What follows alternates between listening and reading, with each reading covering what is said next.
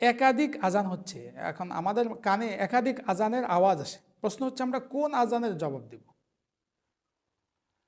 আলহামদুলিল্লাহ, আমাদের দেশ বাংলাদেশ, আমরা এখানেই বসেই এক অক্তে শত শত মসজিদের আজান শুনতে পারি। বিহামদিল্লাহ, এটা আল্লাহ পাকের বড় একটা নিয়ামত।